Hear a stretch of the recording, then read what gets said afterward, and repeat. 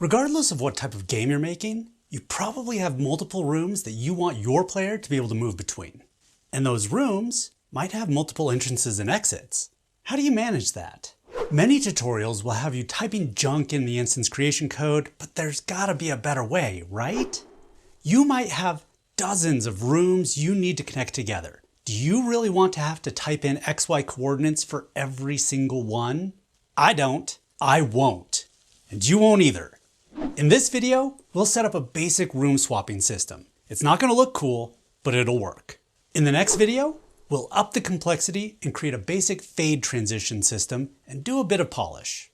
And in the final video, we'll build a full-blown transition system capable of any number of custom transition visuals. So let's get started. This example project is a basic top-down game, but this tutorial will work just fine for a side-scrolling project. And while this may look like a classic Zelda game, thanks to my friend Mash Arcade of LearnGameMaker.com, links in the description, we aren't going to be doing the Zelda slide transition thing as a part of this tutorial. This test project consists of a few rooms. In each room, I have dropped an instance of my player object. I don't use a persistent player character like some tutorials might suggest, nor do I recommend it. But I'll talk about why in more detail in the next video. If you want to use a persistent character, this tutorial should still work for you. This room, Room South, looks like it connects to other rooms. There are paths in all four directions, though I've blocked off a couple of those to stop me from spending hours making rooms when I'm supposed to be making a tutorial. There's also a little cave here that looks like we can enter. But none of those pathways actually go anywhere. The first thing we're going to need is some way of detecting that the player intends to leave the area. Typically, we do this with an object that just checks for collision with the player. If the player touches it, we go to the desired room. This is pretty easy to set up. I'll create a new object called Object Exit, since it is how we will leave any room, and give it a sprite that's colored like an exit sign. Maybe that right pointing arrow in the sprite will come in handy later? It's also 9-slice enabled, so I can stretch it to cover a larger area without it looking too weird. I'm going to drag an instance of Object Exit into the room on a new instance layer called Doors, and place it just outside the room where I want the transition to happen. I'm going to rotate it so the arrow is pointing the direction of the exit, and I'll scale it to cover the whole path. Now we need some way to tell the exit which room we want to move to. I could do this in the instance creation code. That's the old-fashioned way to do it. I haven't found a good reason to use the instance creation code since we got variable definitions. These things are so awesome. They make customizing instances in the room editor a breeze. Let me teach you how to use them. Back in the workspace, I'm going to click on the variable definitions button for Object Exit. Click Add, and then we can set up our variable. I'll call it target room and set the type to asset, since I want this variable to hold a room. I'll set the default as Room South, the starting room of my game, but ideally we never rely on this default value. One important thing to note here is that when you use variable definitions, you do not want to also initialize this variable in your create event. The really cool thing about variable definitions is they get assigned to the instance before the create event code runs. So you can put logic in your create event that expects these values to be set already.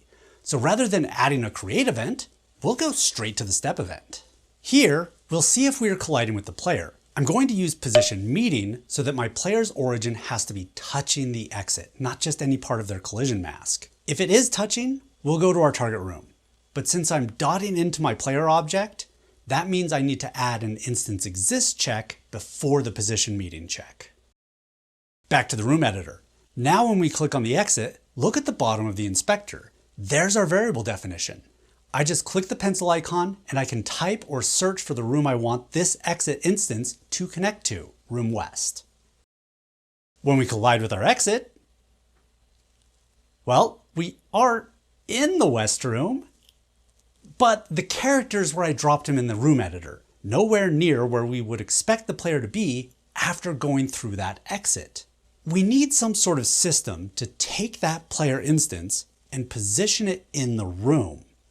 But as I said at the beginning of the video, we do not want to just type in XY values. That's super tedious. How can we make this a bit easier? I'll show you. Let's create a new object, the opposite of our exit object. I'll call it Object Entrance, and I'll give it a similar sprite. My Color theory knowledge is pretty limited, but I can't think of any specific color that screams entrance, so I made it blue. Now, this object doesn't actually need any code. We are going to use this purely as a marker in our rooms. Let's open up our west room, add a new layer called doors, but you can name it whatever you want, and drop an instance of object entrance where we expect our player to end up. I'm also going to rotate it so that the arrow is pointing in the same direction I expect my player to be facing. And to prevent future me from having more work, I'm going to make sure this angle is always 0, 90, 180, or 270. No non-90 degree or negative angles. We've got our exit and our entrance, but connecting the two is going to require a few steps. First, how are we going to find this entrance? This is actually a really cool feature that a lot of GameMaker users don't know about. I'm going to click this instance, and at the top of the inspector, you can see this text field with a random inst label. We can actually edit this to give this instance a globally accessible name. That means you need to name it in a way that will be globally unique, just like you can't have two sprites or two objects with the same name. I like the inst prefix, but we're going to get autocomplete help when we go to use this name. And I don't want to see a list of literally every instance in the game when I'm looking for a specific entrance. So I'll prefix this ENT for entrance, and then I'll add a room identifier, west. Since this is the only entrance in room west, I could leave it at that. But I want to future-proof this a bit in case I end up adding another entrance to this room later. So I'm going to describe this specific entrance by adding from south to the end of the name. Now we can reference this instance anywhere in our entire project by this name. Where do we want to use it though? It'd be cool if we could just tell any exit which entrance it needs to put the player at once we get to the new room. So let's go to object exit and add another variable definition. This time we don't want to use the asset type. Those named instances aren't technically assets, so they won't show up in that searchable list. Anytime you aren't sure exactly which type you want a variable definition to be, you can usually default to expression. You can type pretty much anything into an expression variable definition as if it were code. I'll set the default to no one, and then let's go back to the room, click on the exit, and set that target entrance variable. Check it out, there's our autocomplete. That's pretty handy. Now for step 2. Let's head over to the step event in object exit and try to hook this up. We want the player to be moved to where the target entrance is in the next room. So all we need to do is move the player to the same position as the target entrance after the room go to. Right? Well, when we try that, it crashes. There's sort of two issues here. First, just because we name the instance doesn't make it anything more than an instance. An instance exists in a specific room, and our second problem, we are not in that instance's room. Room goto is not instantaneous. The current event needs to finish running first before the actual room change happens. We need to wait until we are in the actual room before we can find that instance, but this exit object is not persistent. It will not come with us to the next room, nor do I think we want it to. It should stay in its room. We need a go-between. An agent that is going to facilitate the transition between two rooms. Some sort of transition manager. So let's create a new object, call it Object Transition Manager, and this one we do want to be persistent. It's going to have the same two variable definitions that our exit object has, target room and target entrance. So I'll add those with the same defaults. I want my transition manager to handle everything about the room transition. So let's go back to Object Exit and simplify this a bit. In the step event, we still want to check if we are touching the player, but let's delete everything else in here. Instead, we'll just create an instance of Object Transition Manager. Where you create it shouldn't matter, and use the last argument of instance create depth to pass in our two variables. The last argument here is basically the code version of variable definitions. The instance will be created, the variable definitions get defined with their defaults, then the last argument of instance create is applied over them. Then finally, the create event is executed. We really only ever want one of these transition managers active at a time. So I'm going to make sure one doesn't already exist before we create this one. Back to our transition manager, let's add a create event. Right here, on the very top line, we already have our target room variable since it was passed in using that last argument. So we can just call room goto. One last step. We need to position the player once we get to the new room. But if room go to is an instant, how do we know when we've reached the new room? We can make use of the room start event. When we get to the new room, this event will fire. That's the perfect time to reposition our player instance.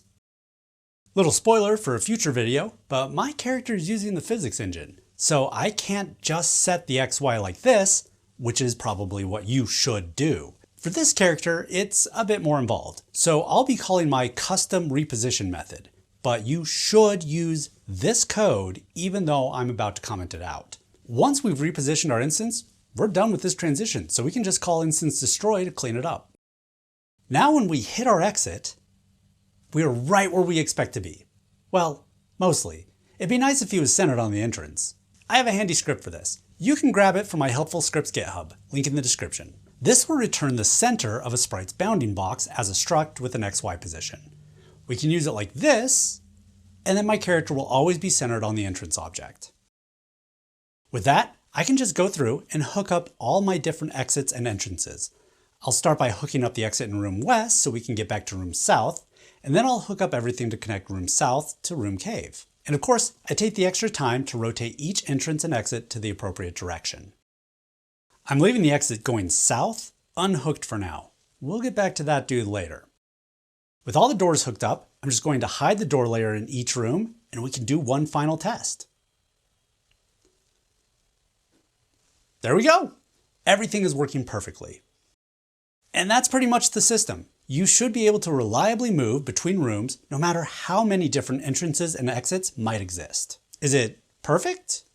No, we're just like instantly teleporting to the next room, and I don't know too many games that do that. It would be nice if it was a bit more gradual. So in the next video, we'll add a simple fade out, polish things up a bit, and discuss some problems you may need to solve while implementing this in your game. If you like this video and want to see more like it, you know what to do. You're watching this video right now because it's the topic my patrons voted for. So if you want to support the channel and influence what comes next, you can also join my Patreon. And if you have questions or just want to hang out with other GameMaker users, I recommend joining the official GameMaker Discord server. All relevant links are in the description. Thanks for watching. Now go make something awesome. Special thanks to my Cash Cardinals, DJ Gibbles, Fixing the Stupid, and Peter Jorgensen.